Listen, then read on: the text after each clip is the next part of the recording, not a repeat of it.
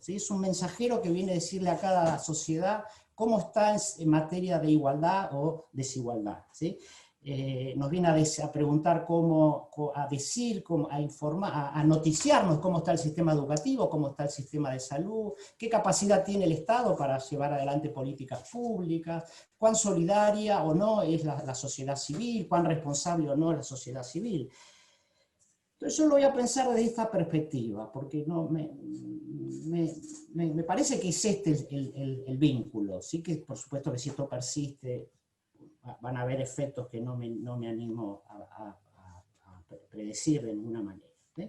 Yo voy a tratar de hacer una suerte de historia de la desigualdad, una breve historia.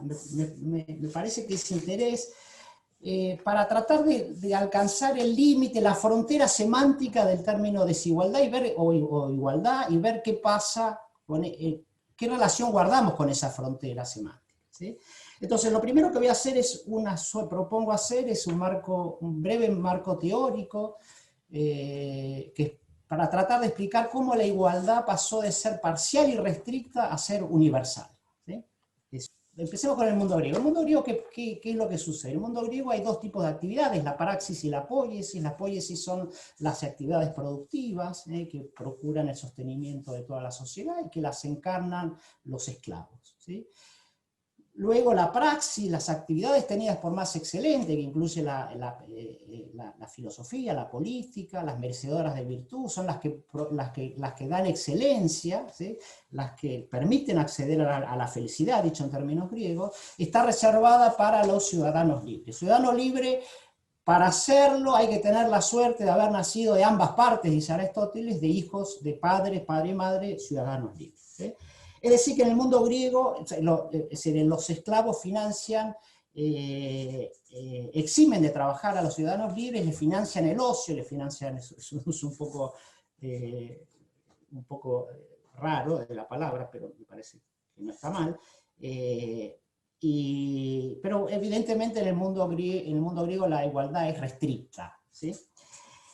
Después viene el mundo romano, no hay muchas novedades. En el mundo medieval, en el mundo cristiano sí, yo creo que hay un par de novedades que voy a decir. En un sentido, el mundo cristiano es bastante similar al mundo griego, ¿sí? Porque el mundo griego se ordena ahora en torno a tres actividades que guardan esta jerarquía en términos de excelencia. ¿Sí? Hay una contemplación, una vida contemplativa, religiosa, que encarnan los monjes, la aristocracia, que encarna el poder político y la gestión de la guerra, y después los siervos de la gleba, el pueblo, que se ocupa de las actividades poéticas, las actividades productivas. ¿Sí? Pero hay dos novedades que creo que son importantes. La primera novedad es que la actividad más eminente, que es la vida religiosa, no se hereda, ¿sí? Recae sobre la persona, ¿sí? Es de carácter personal, ¿sí? Como lo atestigua el celibato, ¿sí? Es una cosa personal. ¿Sí? Y la otra es que el bien tenido, ¿sí? el fin excluyente del mundo cristiano es la salvación, y para la salvación no hay restricciones, excepto las conductas individuales. Y acá esto lo presagiaba la famosa epístola de San Pablo a los Gálatas, que dice: ya no hay judío ni griego, ni esclavo ni libre, ni hombre ni mujer, son todos unos en Cristo. ¿Sí? Bien. Creo que estas dos novedades dejaron una huella importante en la historia de Occidente. ¿Sí? Por supuesto que la igualdad cristiana no tuvo correlato real en la sociedad, no tuvo correlato material, pero dejó huella que distingue, creo, el mundo occidental de China, de la India, que son sociedades que todavía heredaron la idea de castas. ¿Sí? Tiene un efecto que yo le asigno una importancia considerable. ¿Sí? En el mundo moderno, la actividad tenida por más importante es el trabajo, acá hay una gran inversión, ahora voy a contar rápidamente cómo es esa inversión o qué posibilita esa inversión. Es una actividad a la cual todos pueden acceder, ¿sí? O mejor dicho, no es que todos pueden acceder, todos deben acceder. Ahora es el imperativo de trabajar para sostener la vida de cada uno, ¿sí? El que no hace eso es un privilegiado, ¿sí? El clérigo Emmanuel Sieyès, no sé si lo pronuncio bien, tiene un montón de condenas al privilegio, entre esas las personas que no trabajan, el que no trabaja para vivir, ¿sí? Dice Sieyès, ¿sí? En torno al trabajo, y esta es parte de mi tesis central, en torno al trabajo la igualdad logra su alcance universal, ¿sí? ¿Cómo es este cambio? ¿Cómo es que el trabajo se vuelve central en el mundo moderno? Bueno, es un poco rápido lo que estoy diciendo, pero bueno, el tiempo apremia, ¿sí? Está un poco ligado a la aparición de la burguesía, creo yo, y a la reforma protestante. A la burguesía que de alguna manera su aparición es posibilitada por la liberación del Mediterráneo, ¿sí? Por la vuelta del comercio, ¿sí? Por el renacer del comercio, y por los nuevos descubrimientos geográficos, el descubrimiento del Nuevo Mundo, del continente americano, ¿sí? Eso hace que aparezca una nueva fuente de riqueza, una fuente de riqueza que es distinta del patrimonio, ¿sí? El patrimonio que se hereda, ¿sí? Un patrimonio que se hereda. Es una fuente de riqueza que descansa sobre el trabajo individual, ¿sí? El mundo moderno es un mundo, ¿sí? que funciona según la imaginación y no según la memoria, según el pasado, ¿sí? Las identidades se construyen con la imaginación, con una idea de futuro, ¿no? Y antes no, antes se miraba para atrás. Esta nueva forma de poder, ¿sí? que tiene que ver con el trabajo y el comercio, funda lo que podemos llamar trama productiva mercantil o el mercado, que es la nueva forma, ¿sí? la forma que adopta, la forma sociopolítica que adopta el nuevo mundo, ¿sí? Ahora, el mundo es mercado, ¿sí? ¿Sí?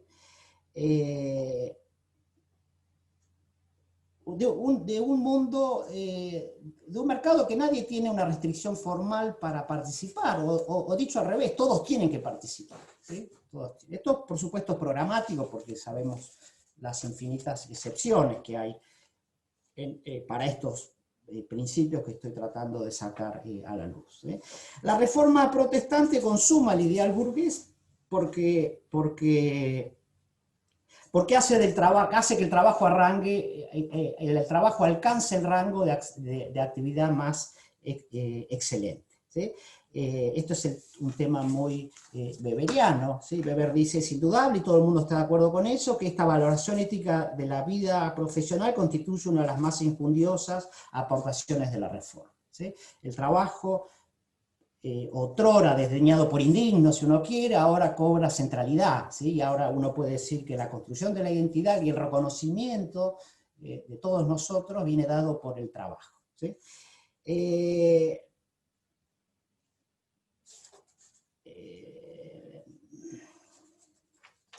Esto, hago una pequeña digresión, recuerdo, no quiero dejar de mencionar las condenas de los padres del liberalismo, ¿sí?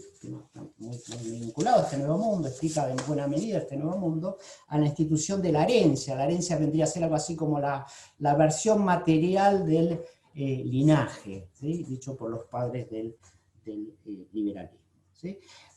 Este cuento, por supuesto, uno puede ser bastante, se le pueden hacer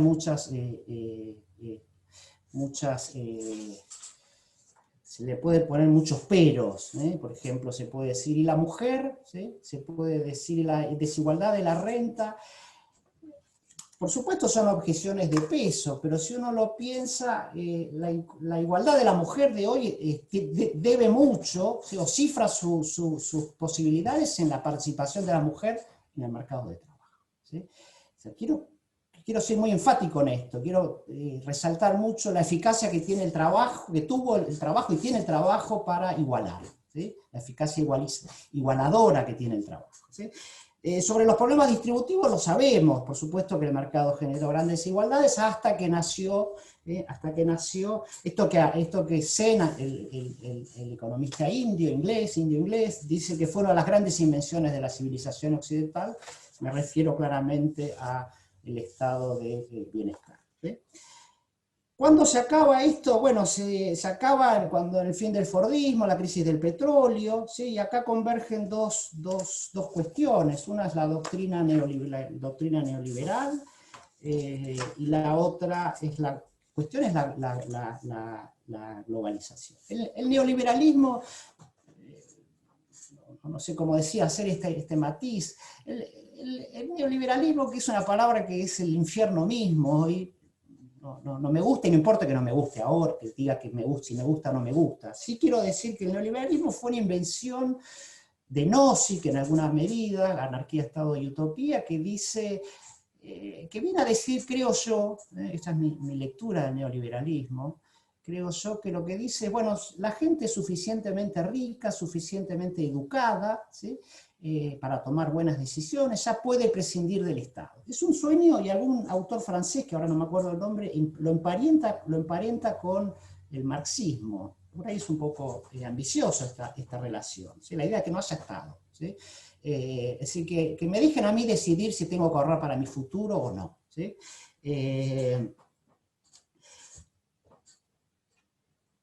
Y por otro lado, la globalización. La globalización hace un mundo que compite, ¿sí? Y cuestiona las presiones tributarias, ¿sí? Los altos niveles de impuestos, ¿sí?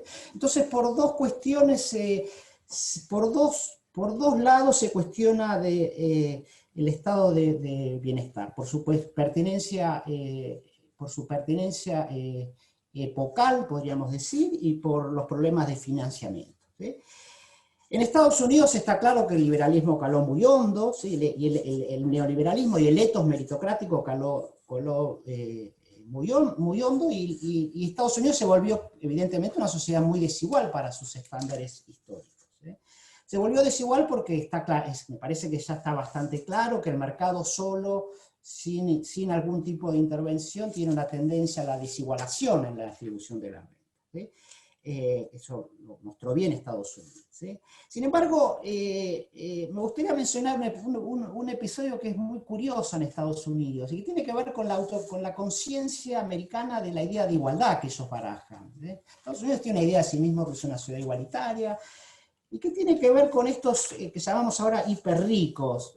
Warren Buffett creo que es uno. Hay un puñado de hiperricos que piden que se suben los impuestos a la renta, ¿sí? Los impuestos a la renta que con Reagan bajaron de algo así como de 38 a 26%, de 36 a 26%. Es una de las alícuotas más bajas que yo conozco, a los niveles de ingreso más altos, ¿sí? Si alguien está diciendo, alguien que tiene nostalgia de un pasado igualitario, como fue el pasado americano, ¿sí? En Europa salió mejor parado de estos cambios, de la globalización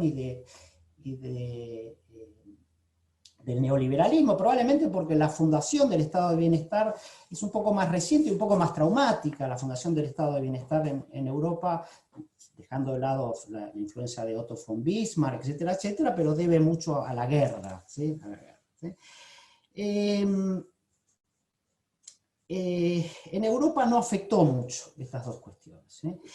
Y acá me gustaría hacer sacarle partido o usar una reflexión de Rosanvallon. Rosanvallon dice que la guerra en Europa, ¿sí?, deja a todos en una situación igual, en una igualdad de condiciones, ¿sí? Y que esa igualdad de condiciones se asemeja mucho a lo que Rawls llama el velo de la ignorancia. ¿Qué es este velo de la ignorancia? Lo digo lo más rápidamente posible. La teoría de la justicia de Rawls es una teoría procedimental y contractualista. Que sea procedimental quiere decir que lo justo se predica del procedimiento, como lo es, por ejemplo, repartir una manzana entre dos personas. Uno corta y uno elige. Ese procedimiento es justo, ¿sí? Si uno corta mal y se queda con la parte más chica, y bueno, no se puede quejar porque la cortó, ¿sí? Y es contractualista porque es entre todos se tienen que poner de acuerdo sobre los principios que van a regir las instituciones básicas de la sociedad. Entonces Rawls usa para ese contrato, para cuando entremos a la sala a contratar cómo vamos a distribuir los beneficios de la vida de la cooperación, dice, bueno, usa este concepto del velo de la ignorancia, que significa que nos olvidamos de quiénes somos y cuán talentosos somos, ¿sí? Entonces, todos estamos en una igual distancia ante el fenómeno distributivo y dado que nadie sabe quién es y cuán talentoso es, qué dotaciones naturales, de qué dotaciones naturales dispone, tiene incentivos para elegir principios igualitarios, ¿sí? Esto dice Rosanvallon que es lo que pasó en la guerra, ¿sí? Como estaban todos igual, nadie sabía qué le esperaba, probablemente alguno estaba eximido de esto, como no sabía qué esperaba, hubo mucho incentivo a fundar instituciones redistributivas, esto es el estado de bienestar, ¿sí? Ahora, se eligen principios distributivos por la aversión al riesgo, ¿sí? Como digo, porque el punto es que dice Rosanvallon es que el riesgo está distribuido de modo homogéneo y uniforme entre todos los miembros de la sociedad. Entonces, de ahí, si uno es averso al riesgo, porque no sabe qué lugar va a ocupar después, si convalida principios no igualitaristas, corre el riesgo de caer en una situación no favorable, ¿sí? Luego Rosanvallon le saca partido y advierte que esa distribución del riesgo en los 90 se empieza a romperse, algo así como dice así, como se desgarra el velo de la ignorancia, ¿sí? Pierde eficacia, porque ya uno sabe, ¿sí? En Europa se sabe, uno puede decir más o menos qué futuro le espera, ¿sí? Qué futuro le espera, ¿sí? De alguna manera hay algunas certezas, ¿sí? Los cambios en Europa, la movilidad social en Europa es bastante acotada, si uno quiere, ¿sí? Pero sí tuvo un efecto en Europa, tuvo un efecto que hizo que las prestaciones del estado de bienestar se volvieran más severas. Y esto explica por qué una de las grandes discusiones que hay en los estados de bienestar de los países desarrollados sea el problema de la responsabilidad individual, ¿sí? A la hora de conceder a la hora de proteger al individuo contra los riesgos, ¿sí? contra los riesgos de una vida propia del sistema capitalista, ¿sí?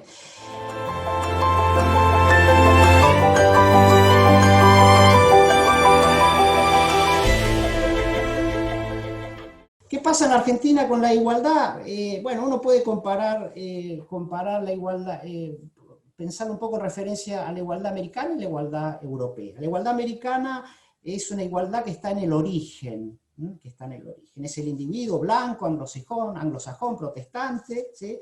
Pero sin ruinas ni basaltos, como dice la poesía de Goethe, América, tú estás mejor, dice una poesía muy hermosa, ¿sí? Pero sin pasado monárquico, sin jerarquía, ¿sí? Tocqueville cuenta en la altísima tasa de propietarios que hay en Europa, por supuesto con las enormes excepciones, como negros, católicos, judíos, etcétera, etcétera.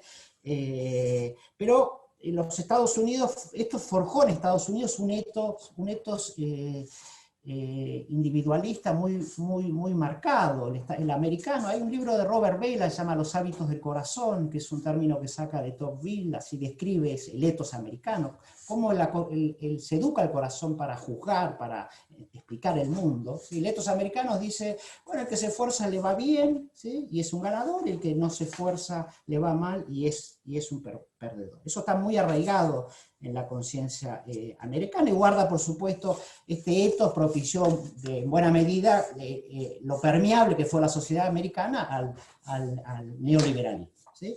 La igualdad europea es de otro orden, la igualdad es la gran empresa política de los europeos, ¿sí? La igualdad europea, que es fruto de la reflexión filosófica, de revoluciones, de la influencia de grandes hombres, vuelvo a mencionar a Otto von Bismarck, de la invención del estado de bienestar, ¿sí? La igualdad es la gran preocupación europea y es uno de sus logros más notables, sin duda. Si uno tiene la suerte de pasear por Europa, ve que es una sociedad de clase media, ¿sí? Uno no ve notables desigualdades, ¿sí? Argentina está a mitad de camino porque por un lado hereda todas las desigualdades propias de la colonia, después hay otra ola migratoria, hay una segunda ola migratoria a final del 19, principio del 20, que es italiana, que se instala en Santa Fe, en pequeñas colonias, un poco reproduce la colonia americana, ¿sí? Y genera una idea de igualdad, porque son europeos que se instalan con estilo americano en colonia y que traen esa conciencia de igualdad de Europa, ¿sí? No en vano la provincia de Santa Fe tiene la tradición socialista que le conocemos, ¿eh? El cuento de Torre y Pastoriza, en el libro de Mar del Plata, Un sueño de los argentinos, que hace una especie de una historia de la igualdad en Argentina, al hilo de la fundación de Mar del Plata, ¿sí? Torre y Pastoriza advierten o notan que en Argentina la gente se mira a la cara y en Latinoamérica no, ¿sí? Yo estoy muy de acuerdo con esa observación, ¿sí? Y que esa igualdad que trae la inmigración italiana, luego Perón la extiende e incluye la clase trabajadora, ¿sí? Argentina,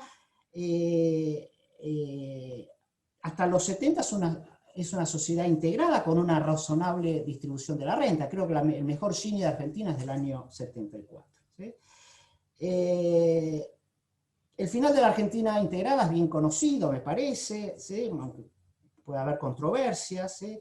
Está el Rodrigazo, la brusca desindustrialización, la deuda externa, la introducción de políticas neoliberales. Por eso asocié al neoliberalismo, que es una doctrina pensada para países ricos, que en Argentina curiosamente entra en el peor momento, que es después de la crisis de la deuda. O sea, es un país pobre y se introduce una doctrina pensada para sociedades ricas, ¿sí? Y el resultado es bien conocido, ¿sí? Argentina tiene niveles crecientes de pobreza, de desigualdad, y la frutilla del postre, que es la exclusión, el fenómeno de la exclusión. Para terminar, voy el punto, que es el vínculo con la pandemia. Decía que entre pandemia y desigualdad hay un vínculo simbólico, ¿sí? Que nos viene a noticiar qué nos pasa, ¿sí? Yo creo, bueno, me parece que el problema de la exclusión, sobre todo de la exclusión, no de la desigualdad de Gini, el problema de la exclusión puso fin a la igualdad universal. Es decir, que la versión más que está en la frontera semántica del uso del término igualdad, para nosotros está indisponible, ¿sí? Y eso tiene que ver con la gente, con la enorme cantidad de gente que no participa, ni está en condiciones de participar de la trama productiva mercantil, ¿sí? Sé que Argentina no se puede hablar más en términos de igualdad, ¿sí? Y no estoy pensando en el coeficiente de Gini, si es 40, 50, 0,4, 0,5, no estoy pensando en eso, ¿sí? Quiero decir algo mucho más radical. Quiero decir que cuando hablamos de nosotros, nosotros tiene una referencia fragmentaria, y que esas parcelas, fruto de la fragmentación, no hay vínculo posible, ¿sí? Creo que Argentina, me parece, parafraseando un poco a Polanyi, deberíamos hablar en términos de la gran frustración, ¿sí? La gran frustración. Y que me da la impresión tengo la impresión de que los debates públicos no son conscientes del tipo de sociedad que tenemos, ¿sí? De la gravedad de la situación, que se sigue hablando de la igualdad como algo posible. Yo creo que eso va a ser una tarea retomar la senda de la igualdad, va a ser una tarea de generaciones, ¿sí? Es decir, que esto nos viene a mostrar, nos viene a noticiar la pandemia. La pandemia no nos trae buenas nuevas, ¿sí?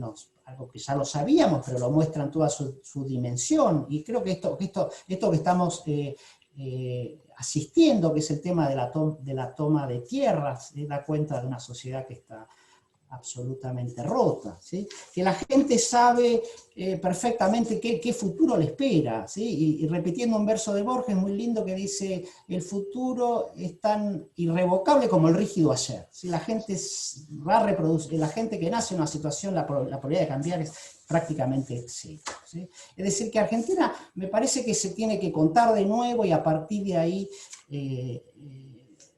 revertir esta situación que no, me da la impresión que no encuentra fondo, ¿sí? Que el acceso a los bienes públicos, hay bienes públicos de tres categorías, privilegiados, medios y para los mal situados, en salud, en educación, en acceso a la vivienda y un larguísimo etcétera. Esto es, creo, y por eso insisto, simbólico, es lo que me parece que nos dice la pandemia en términos de igualdad o de desigualdad.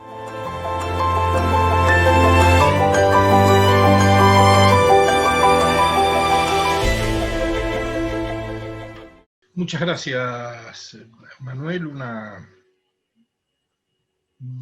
largo recorrido histórico y geográfico por una historia que nos conmociona a todos actualmente, porque para quienes estábamos desde antes atentos a las señales de la fractura, o para quienes la están descubriendo hoy, es sin duda una descripción, yo diría, muy amarga, ¿no? Las desigualdades buenas o malas, bueno, uno lo puede pensar en términos de incentivos. Lo que sí es, bueno, lo que dice Rawls es que Rawls habla de desigualdades legítimas, ¿sí? Y Rawls, que es el padre del igualitarismo en alguna medida, lo dice, y cuando lo dice tiene en mente efectivamente este problema de incentivos. Lo que quiere resolver Rawls es el dilema de eficiencia versus equidad. ¿Por qué? Porque dice, hay gente talentosa y esa gente tenemos que dejar que trabaje, tenemos que dejar que Bill Gates genere riqueza, pero vamos a dejar que se desigualen, y este es el principio de diferencia de Rawls, vamos a autorizar que sean desiguales si sus mejoras posibilitan la mejora de los peor situados. Esto se llama Maximin, mejorar de La abajo. primera cosa que quería decir tiene que ver justamente con la meritocracia, ¿no? Y con el origen de la palabra. No voy a ponerme a hacer una historia de la idea de mérito, que sería algo ridículo, y que me parece que el mérito es algo distinto de la meritocracia de por sí, y que merecen distinguirse, pero que yo tenga registro, la primera vez que meritocracia se usa en cuanto tal, es en un ensayo de 1958, escrito por Michael Dunlop Young, que era un sociólogo británico, y se usa en un sentido distópico. El texto de Young es un texto que imagina una sociedad meritócrata en 2034, y es un texto satírico respecto de los criterios que justifican el ingreso a ese mundo de los meritócratas, digamos. Entonces, creo que los proyectos políticos actuales que se fundan en una idea de meritocracia, que insisto, convendría quizás distinguir de la idea de mérito, son proyectos que por lo menos tienen esa marca de origen que me parece que no convendría ignorar, ¿no? Por supuesto, un proyecto político meritócrata tiene todo el derecho del mundo de existir, pero no sé si un proyecto político meritócrata puede ser un proyecto político de izquierda, a eso me refiero. Luego, la necesidad de valorar las capacidades, de valorar las contribuciones individuales y colectivas a la vida en común, y de tratar esas capacidades y esas contribuciones con responsabilidad en relación con el mérito, es algo que me parece que sí es compatible con una idea progresiva de cómo podríamos desear que fuera el mundo social, ¿no? Eso por un lado. Sí, iba a decir alguna cosa sobre desigualdad y herencia, pero temo decir pavadas. Solamente formularlo quizás en forma de pregunta. Alejandro se refería recién al peso de la herencia en las desigualdades presentes. Y ahí han existido experiencias que me parece que para ustedes deben ser obvias, pero no sé si lo son para todos, de lo que se llama la discriminación positiva, ¿no?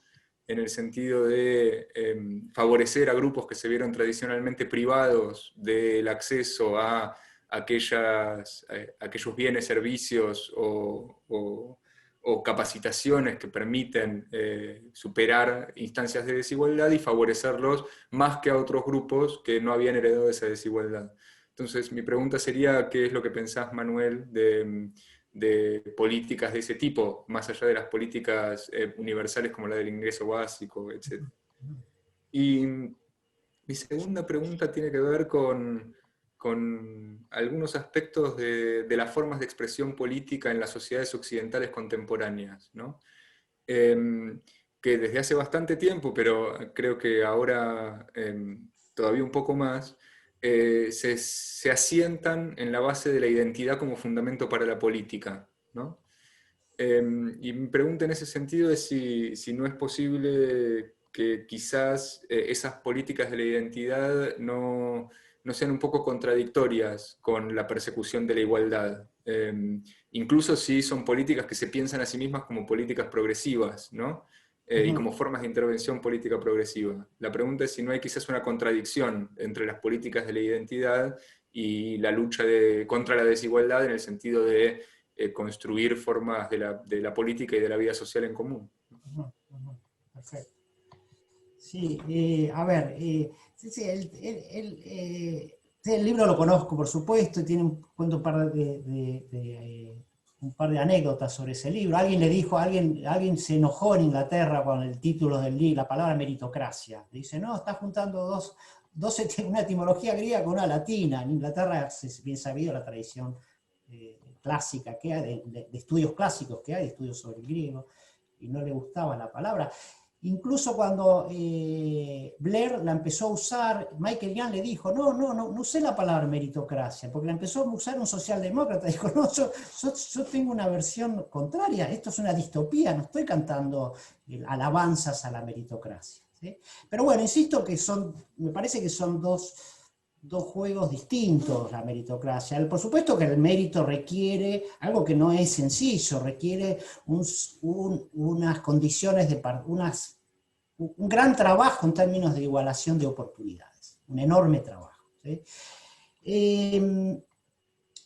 Un enorme trabajo, algo que no es fácil, porque aparece, ya no es un problema de que todas las escuelas sean parecidas, pero después está que uno vuelve de la escuela y llega a la casa y lo espera un padre que se ocupa, una madre que se ocupa, y ese padre y esa madre, algunos son doctores, los dos, y otros no. Entonces hay esto que Bourdieu llama reproductivismo, es un problema. No hay paraíso en la tierra, eso está claro, ¿sí? No hay paraíso. Ahora, sobre el tema de estas políticas, yo no me animo a decirte mucho, Nicolás. Sí, claro que es bastante paradójico. En los tiempos donde la igualdad es el bien más perseguido, aparecen estos reclamos que se distinguen. No quiero ser igual, yo soy distinto. Pero me parece que eso concierne, me parece que no pertenece tanto a la esfera que es donde yo me siento más cómodo, más autorizado a decir algo, que no pertenece a la esfera de la justicia distributiva, ¿sí? Sí, por supuesto, a los debates sobre la justicia, ahí está Fraser, etcétera, etcétera. Incluso Axel Honneth tiene un libro, La lucha por el reconocimiento, que es un término hegeliano, pero yo no me animo a decirte mucho al respecto. Lo siento, sí que es algo paradójico, ¿no? Que en tiempos que hablamos de igualdad aparezcan estos reclamos diferenciadores, ¿sí? Si te entiendo bien, y si te entiendo bien, no me animo a decir mucho, te soy franco. Quizás para terminar yo haría una pregunta más situada.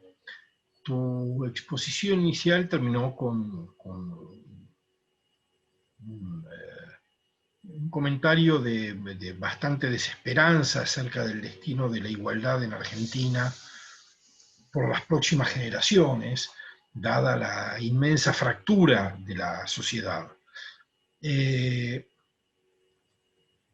¿Por dónde crees que habría que empezar a reparar ¿cuál es el camino de la reparación? Es, como dicen algunos, el camino del empleo, el camino de la educación, el camino de ese último Rawls apenas esbozado, pero que suscitó muchos trabajos posteriores, lo que llamaba la democracia de propietarios, es decir, la propietarización de la ciudadanía. ¿Por dónde crees que una política pública que pueda mirar el largo plazo, que eventualmente pueda establecer algunos acuerdos centrados en esta tarea, debería comenzar? Yo creo que lo primero que tiene que hacer la sociedad argentina es reconocer, me parece que primero que nada mejorar los debates públicos, ¿sí?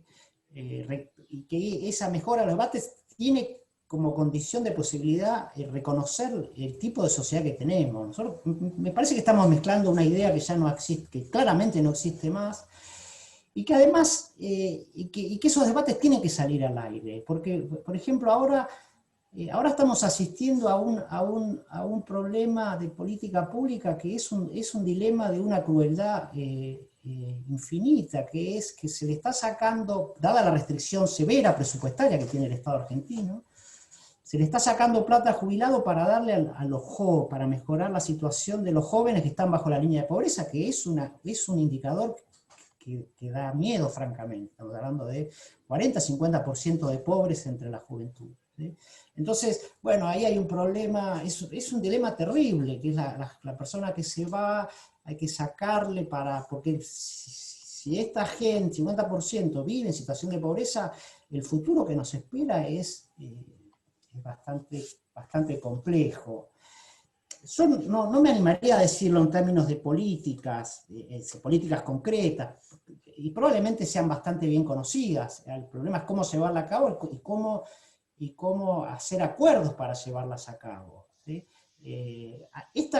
Por ejemplo, este problema, yo sé que no es fácil decir, bueno, porque es un problema como el italiano, como la discusión que hubo en Italia ahora, a cuento de la distribución de las camas a las víctimas de la pandemia. Entonces se decía, bueno, vamos a dársela, priorizamos a los jóvenes sobre la gente mayor. No es un dilema simpático, desde luego que no es un dilema simpático. Yo no sé si se puede decir abiertamente, un político puede decir abiertamente, pero no llegaría a algo tan extremo, pero desde luego que tenemos que rehacer nuestras discusiones. Eso me parece que es la condición, el punto de partida. Después, algunas políticas, nosotros tenemos una mala estructura tributaria, tenemos una asignación de gastos que también hay que discutir, que muchas veces mejora la situación de los quintiles los quintiles más bajos y los mejor situados. O sea, hay mucho tema de política pública para hacer, pero no hay discusión. Yo advierto que las discusiones, que no hay discusión.